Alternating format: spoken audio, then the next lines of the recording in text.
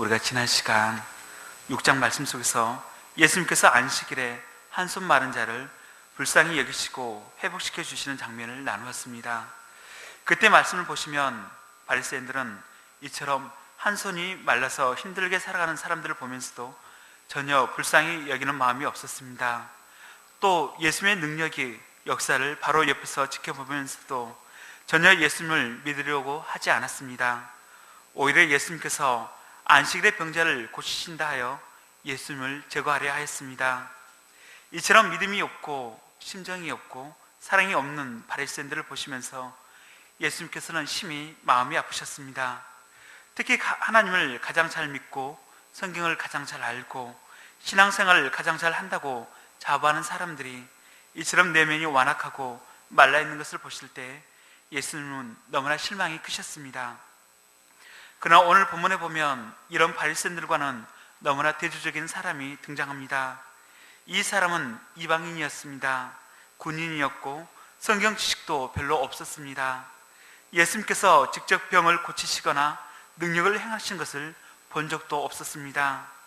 그는 바로 로마의 백부장이었습니다. 그런데도 이 사람은 타인에 대한 관심과 배려와 사랑이 있었습니다. 예수님께 대한 믿음이 있었습니다.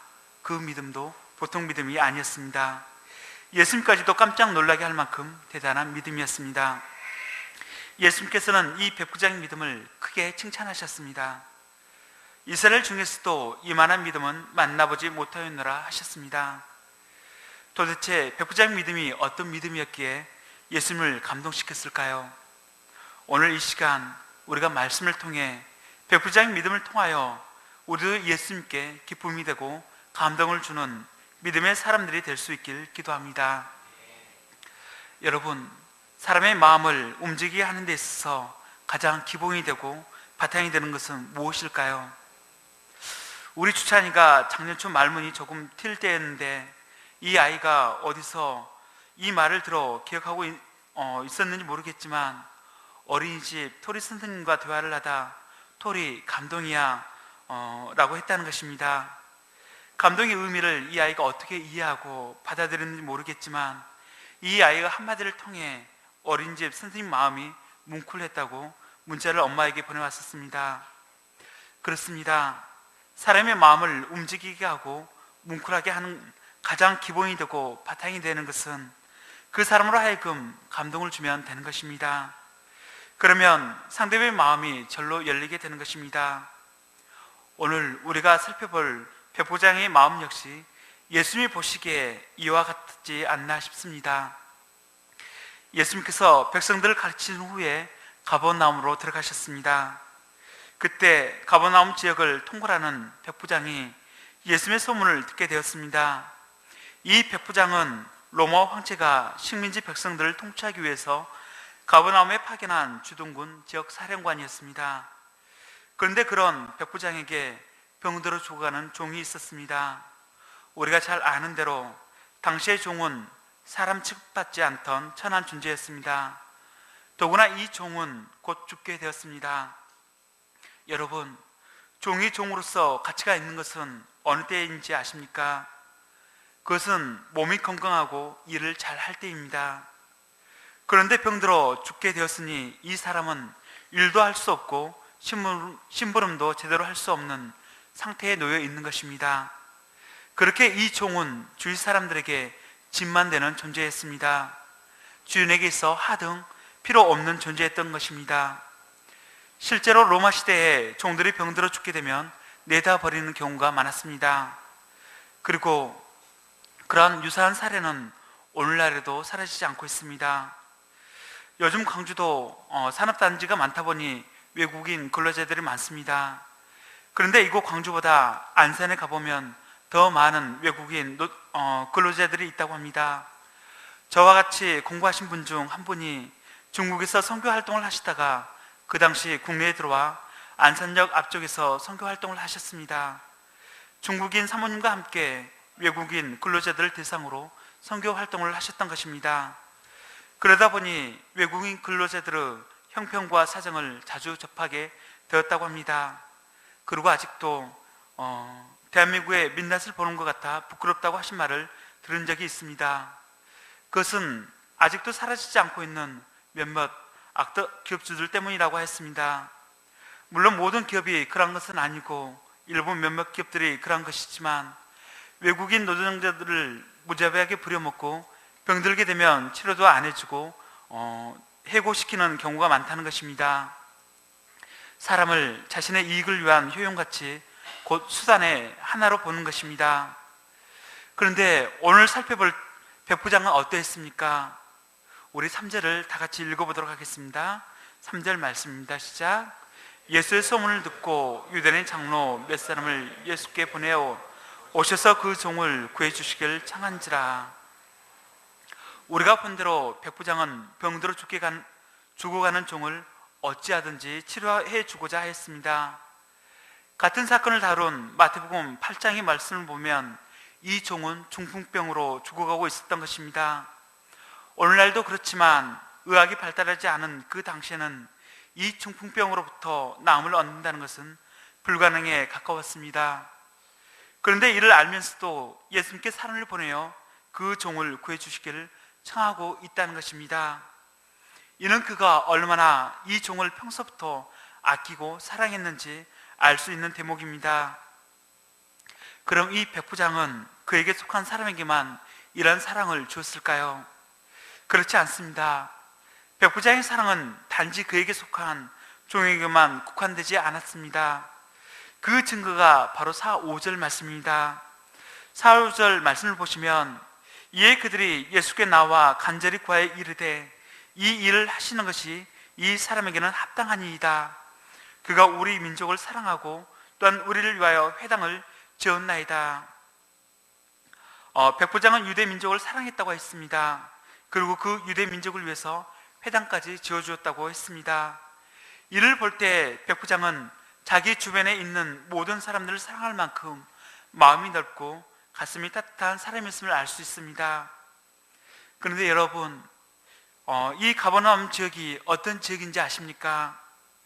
역사적으로 볼 때 이 가버나움 지역은 갈릴리 주변으로서 민중풍기가 자주 일어났던 지방이었습니다. 그 일례로 사도행전 5장 37절에 보면 갈릴리 사람 유다가 백성들을 선동해서 봉기를 일으켰다가 죽임을 당한 곳이 바로 이 지역이었습니다. 그래서 로마 제국에서는 유대 나라, 특히 갈릴리 가버나움 지방을 가장 골치 아픈 동네로 분류하였습니다. 그러했기에 로마 장교들도 서로 이 지역에 가지 않고자 꺼려했습니다. 그러니 가버나움 사람들, 특히 그곳 장로들이 로마인들을 향한 반감의 깊이를 예측할 수 있지 않겠습니까? 그런데 보십시오. 4절에 보시면 그 장로들이 예수께 나와서 간절히 구하였다고 했습니다. 곧 백부장의 부탁을 받아 형식적으로 나온 것이 아니라 적극적으로 이 백부장의 도움을 요청하였다는 것입니다. 뭐라 했습니까? 이 일을 하시는 것이 이 사람에게는 합당하니이다. 그가 우리 민족을 사랑하고 또한 우리를 위하여 회당을 지었나이다. 유대인 장로들은 콧대 높고 깐깐하기로 유명하였습니다. 그런데 그 장로들의 입에서 이 사람은 도움받기에 합당하다는 말이 나왔습니다. 저 사람은 우리 민족을 사랑하는 사람이며 우리 민족을 위해서 회당까지 지어준 사람이라는 칭찬의 말까지 나왔던 것입니다. 이를 볼 때 이 백부장의 평소 마음 씀씀이를 짐작할 수 있습니다.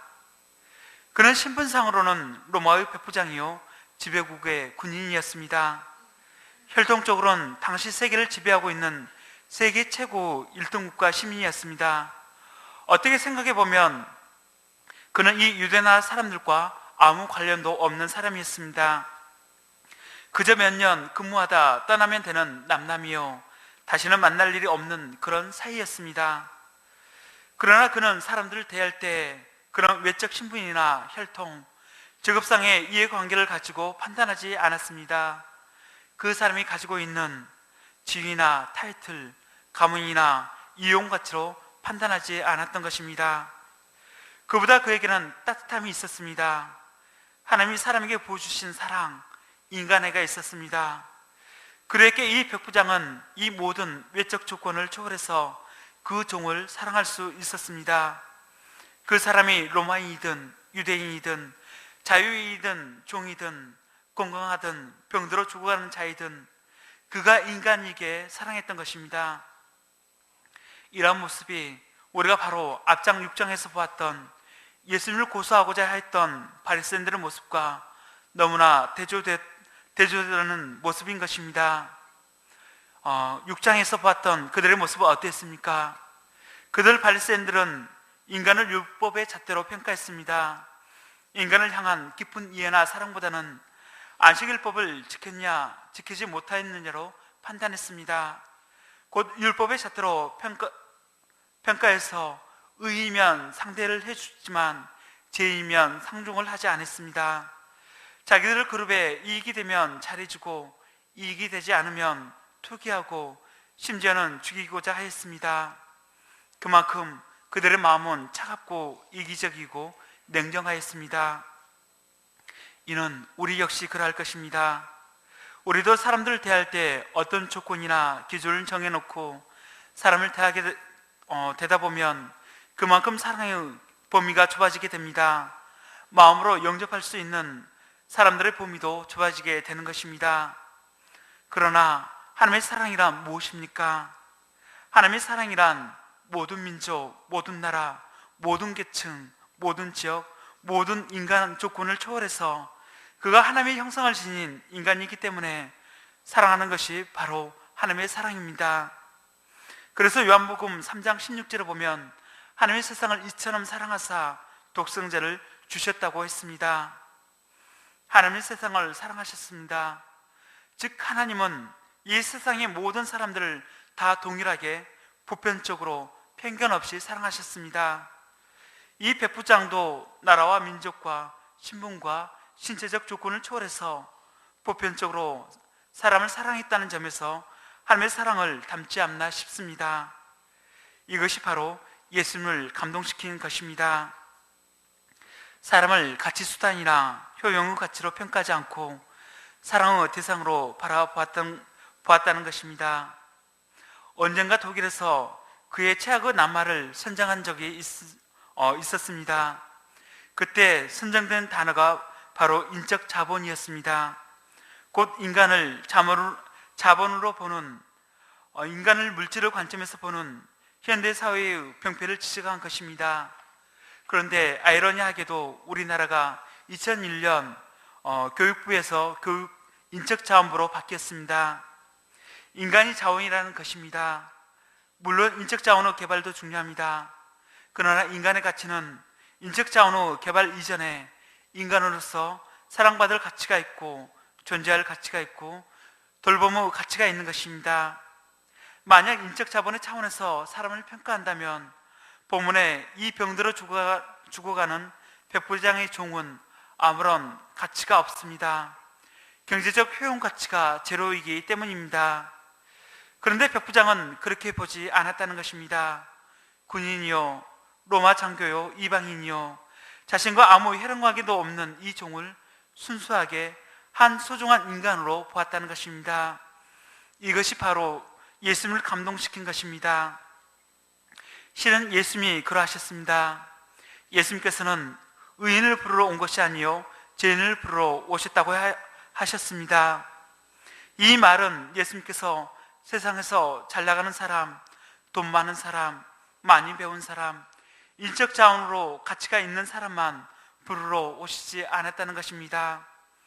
오히려 예수님은 그 사람이 좀 부족해도, 신분이 낮아도, 경제적 효용 가치가 떨어져도 경건하지 못하고 심지어 병들어 죽어가는 사람이라 할지라도 그가 사람이기 때문에 불쌍히 여기시고 돌봐주기 위해서 오셨습니다. 이것이 바로 하나님의 사랑이요 예수님의 마음인 것입니다. 이런 점에서 백부장은 예수님과 코드가 맞았습니다. 통하는 데가 있었습니다. 그러나 바리새인들은 예수님과 동족이고 같은 민족이고 같은 나라 말을 쓰는 사람이지만 그 마음이 통하지 않았습니다. 여러분, 다시 한번 우리가 무엇으로 사람의 마음을 감동시킬 수 있을까요? 뛰어난 언변일까요? 아니면 우리가 가지고 있는 조건들일까요? 어쩌면 이러한 것들은 부수적인 것에 지나지 않습니다. 이보다 더 중요하고 기본이 되는 것은 바로 사랑인 것입니다. 곧 한 사람의 마음을 감동시키는 것은 그 한 영혼을 진실되게 사랑하는 순수한 사랑입니다.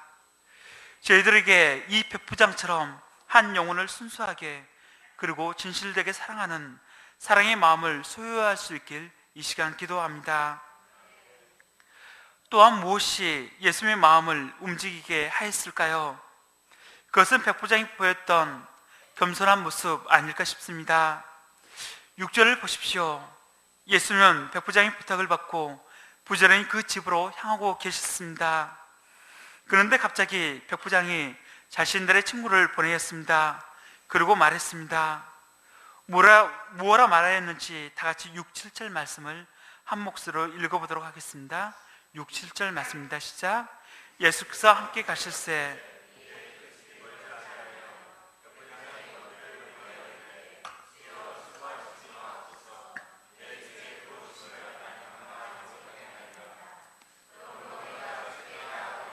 감될 줄 알았나이다. 말씀하나사 내 하인을 낫게 하소서. 아멘. 네, 백부장은 예수님을 모셔오도록 부탁해놓고 가만히 생각해 보니 너무 예수님께 미안했습니다.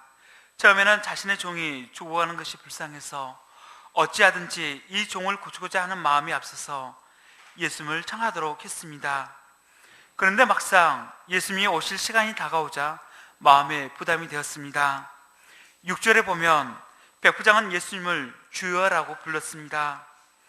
당시 모든 로마의 국민들에게 있어서는 황제 가이사가 그들이 섬기는 주인이요 신이었습니다. 그런데 그 백부장의 입에서 예수님을 향하여 주여라는 말이 나왔습니다. 그가 예수님을 주여라고 부른 것은 그가 예수님을 이 땅에 오신 하나님으로 영접하고 있다는 사실이었습니다.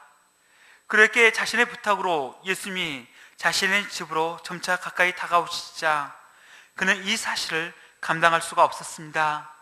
이는 하급 장교가 감히 황제를 자기 집으로 오라고 하거나 또한 함부로 황제 앞에 나갈 수 없는 것처럼 왕 대신 예수님을 자기 집에 모실 수도 감히 나가 감당할 수도 없는 것과 같았습니다. 그랬기에 그는 그의 친구들을 급히 예수님께 보내어 말씀만 하사 내 하인을 낫게 하소서 간청하였던 것입니다. 여러분 어떻습니까? 놀라운 믿음이지 않습니까? 우리는 예수님을 주여 주여 하고 입버릇처럼 부르지만 실제 예수님을 내 삶의 모든 것을 주관하시는 주로 바라보고 있는지는 각자 생각해 보아야 할 것입니다. 하지만 백부장은 예수님을 로마 황제보다도 더욱 강력한 권세를 가지신 분으로 보고 있다는 것입니다. 곧 로마 황제는 살아있는 사람을 죽일 수 있었지만 죽어가는 사람을 살릴 수는 없었습니다. 그런데 예수님은 당장 죽어가는 사람까지도 말씀 한마디로 살릴 수 있는 권세를 가지신 분으로 바라보고 있다는 것입니다. 그만큼 예수님 앞에 자신을 낮춘 것입니다. 또한 이러한 모습은 그의 대답을 통해서도 살펴볼 수 있습니다. 4절에서 유대인의 장로들은 그렇게 말했습니다. 이 일을 하시는 것이 이 사람에게는 합당하니이다. 곧 도움을 받을 자격이 백부장에게는 있다는 의미였습니다. 그러나 정작 백부장 자신은 주께서 내 집에 들어오심도 그가 주께 나아가기도 감당할 수 없는 자로 여겼다는 것입니다. 남들이 보기에 충분히 도움을 받을 자격이 되었지만 정작 본인은 주 앞에 부족한 자임을 바라본 것입니다. 제 은혜에 비해 자신이 한 일은 지극히 작은 것으로 여겼던 것입니다. 이러한 모습에 대해 앤드류 모르는 겸손한 그의 책에서 이렇게 말했습니다. 우리는 내가 아무것도 아니라는 사실을 인정할 때 비로소 모든 것이 대신은 함께로 나아가서 기도할 수 있다. 우리는 내가 아무것도 아니라는 사실을 인정할 때 비로소 모든 것이 대신은 하나님께로 나아가서 기도할 수가 있다. 백부장은 인간적으로 볼 때 대단한 사람이었지만 하나님이신 예수님 앞에 섰을 때 자신은 아무것도 아니란 사실을 알았던 것입니다. 그때 그는 겸손할 수 있었고 예수님의 마음을 감동시키는 훌륭한 사람이 될 수 있었던 것입니다. 저희들도 백부장처럼 겸손한 사람이 되어서 주님의 은혜를 덧입는 자들이 될 수 있길 이 시간 기도드립니다. 또한 백부장이 예수님께 보였던 모습은 절대적인 믿음이었습니다. 곧 예수님의 말씀에 대한 절대적인 능력에 대한 믿음이었던 것입니다. 7절 다시 한번 읽어보도록 하겠습니다. 7절 말씀입니다. 시작. 그러므로 내가 주께 나아가기도 감당하지 못할 줄을 알았나이다. 말씀만 하사 내 하인을 낫게 하소서. 아멘. 백부장은 예수님이 오실 필요가 없이 단지 말씀만 해주시도록 부탁하였습니다. 구태여 수고스럽게 자기 집으로 오시지 않더라도 단지 말씀만 해주시면 하나님의 병이 능히 낫겠다는 것입니다. 여기서 보는 것처럼 백부장은 믿음에 대해서 복잡하게 생각하지 않았습니다. 이것저것 따지지 않았습니다. 그는 단순했습니다. 그동안 들은 소문을 종합해 볼 때 예수님은 어떤 병자도 치료하시는 분이었습니다. 그런 분이라면 장소가 좀 멀리 떨어져 있더라도 문제가 될 것이 없다 여겼던 것입니다. 장소에 관계없이 얼마든지 그분의 능력을 전달하실 수 있을 것이라는 믿음이 그에게는 있었던 것입니다. 그러했기에 말씀만 하사 내 하인을 낫게 하소서. 이 백부장의 말은 예수님이 어떤 분이신가에 대한 정확한 표현의 말이었던 것입니다. 여러분, 예수님은 여러분에게 있어 어떤 분이십니까? 예수님은 말씀이십니다. 요한복음 1장 1절에서 3절에 태초에 말씀이 계시니라. 이 말씀이 하나님과 함께 계셨으니 이 말씀은 곧 하나님이시니라. 그가 태초에 하나님과 함께 계셨고 만물이 그로 말미암아 지은 바 되었으니 지은 것이 하나도 그가 없이는 된 것이 없느니라. 아멘. 즉 예수님은 태초에 하나님과 함께 계셔서 말씀 한마디로 천지를 창조하셨던 삼위일체의 하나님이십니다. 하나님이 이르시되 빛이 있으라 하시니 빛이 있었고, 하나님이 이르시되 물 가운데 궁창이 있어 물과 물로 나뉘라 하시니 그대로 되었습니다. 하나님이 이르시되 천하의 물이 한 곳으로 모이고 묻이 드러나라 하시니 이 또한 그대로 되었습니다. 이처럼 창세기 1장에는 하나님이 이르시되 그대로 되니라 라는 말씀이 5번이나 반복되어 나오고 있습니다.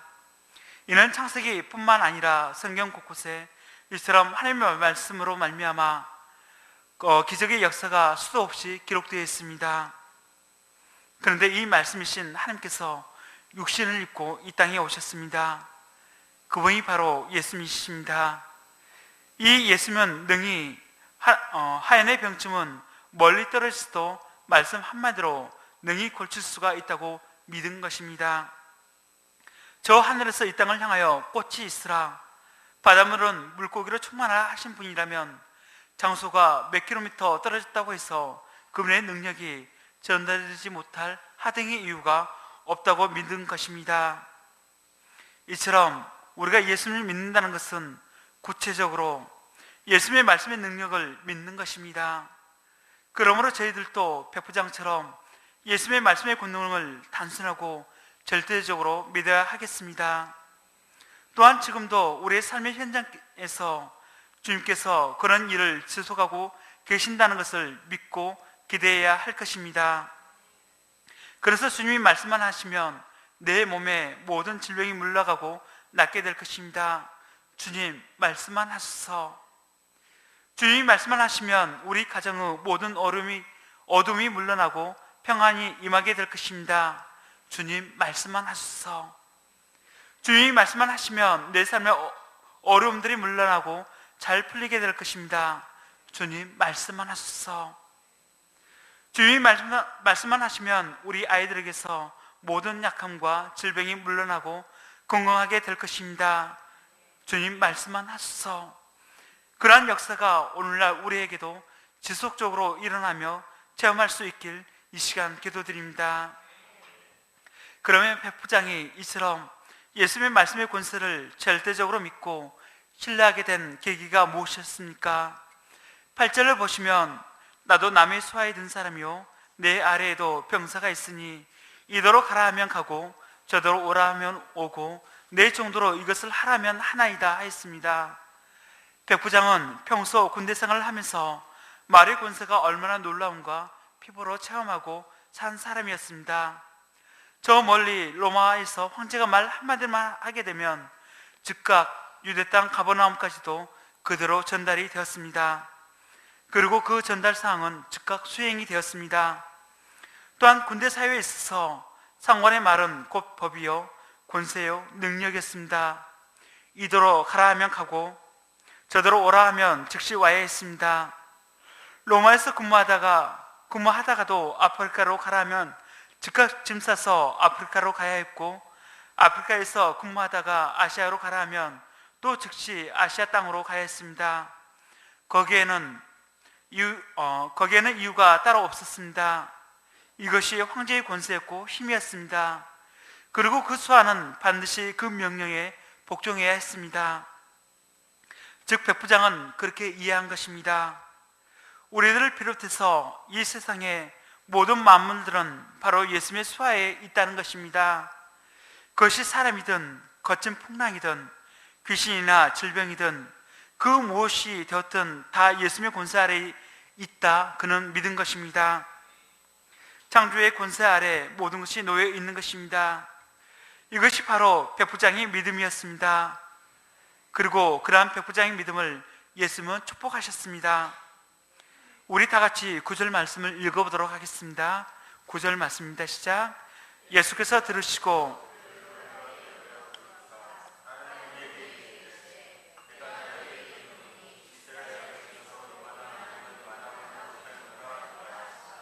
아멘.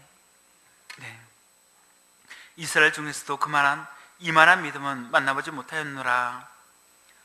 예수님은 백부장의 말을 듣고 놀랍게 여기셨습니다.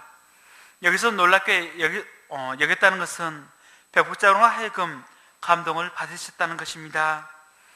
하나님이신 그분이 피조물인 인간으로부터 감동을 받으신 것입니다. 이는 하나님을 잘 믿는다고 자부하는 이스라엘 중에서도 이처럼 놀라운 믿음을 만나보지 못했다는 것입니다. 예수님은 이 백부장의 믿음을 칭찬하셨습니다. 그것은 백부장의 믿음에 대한 부분이었습니다.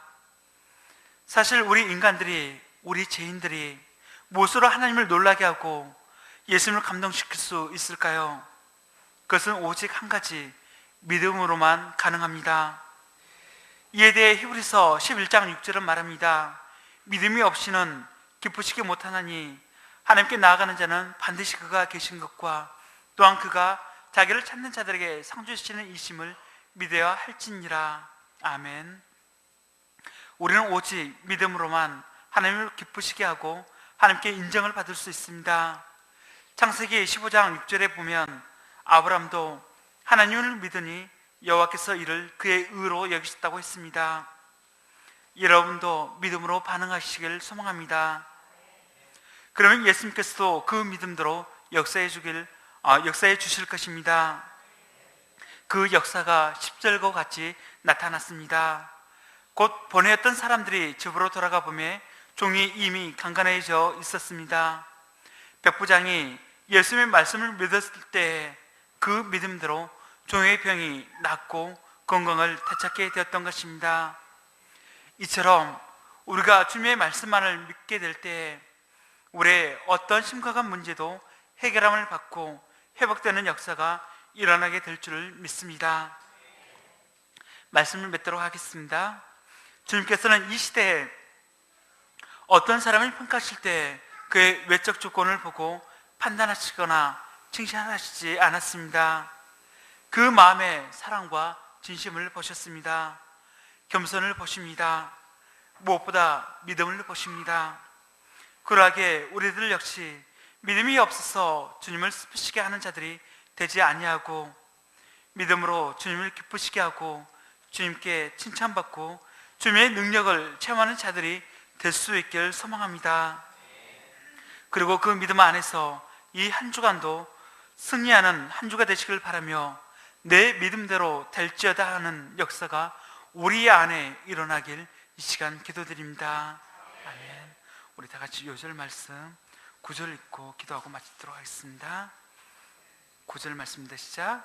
예수께서 들으시고 그를 놀랍게 여겨 돌이키사 다른 무리들에게 이르시되 내가 너에게 이르노니 이스라엘 중에서도 이만한 믿음은 만나보지 못하였노라 하시더라. 아멘.